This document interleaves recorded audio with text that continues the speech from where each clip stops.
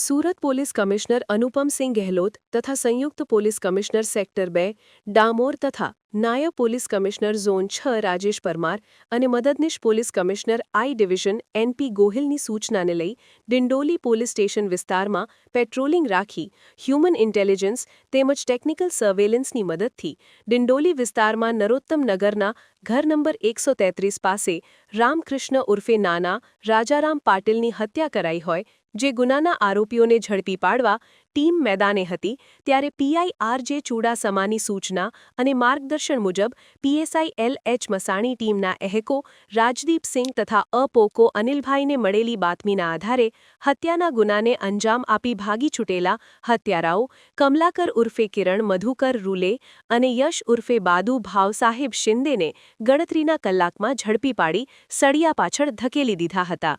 આ બંને આરોપીઓ કોઈક છોકરાઓ સાથે ઝઘડો કરતા હતા એટલે એમને છોડાવવા માટે રાહુલ પાટીલ જે ફરિયાદી છે ગુનાનો એ વચ્ચે પડ્યો અને એના પછી ફરિયાદી સાથે પણ આ આરોપીઓ બંને ઝઘડો કરવા માંડ્યા એટલે ફરિયાદીએ એના કાકાને બૂમ પાડી અને બોલાવી લાવ્યો.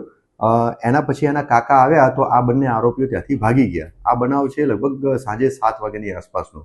ત્યારબાદ ફરિયાદી અને એના કાકાના ઘરે જે નરોત્તમનગર નવાગામ ડિંડોલીમાં એના કાકા રહે છે રામકૃષ્ણ પાટીલ એમના ઘરે ગયા અને ત્યાં આશરે 7:30 વાગ્યાની આસપાસ આ બંને આરોપીઓ એમની સાથે ચપ્પુ લઈ અને આવ્યા અને આ ફરિયાદી અને રામકૃષ્ણ રાજારામ પાટીલ કે જે ફરિયાદીના કાકા છે એ બંનેને મારવા લાગ્યા, ગાળાગાળી કરવા મળ્યા અને પછી વારાફરતી એટલે પહેલાં રામકૃષ્ણ રાજારામ પાટીલને પહેલાં છરીનો ઘા માર્યો અને એના પછી જે ફરિયાદી રાહુલ દિલીપભાઈ પાટીલ એ પણ વચ્ચે પડતા એમને પણ છરીના ઘા માર્યા. ત્યારબાદ આજુબાજુના લોકો ભેગા થઈ ગયા એટલે આ બંને આરોપીઓ ભાગી ગયા. આ બંનેને સારવાર અર્થે નવી સિવિલ હોસ્પિટલમાં એમને ટ્રાન્સફર કરવામાં આવ્યા. સારવાર દરમિયાન આમાં જે રામકૃષ્ણ રાજારામ પાટીલ એમનું અવસાન થયેલું છે.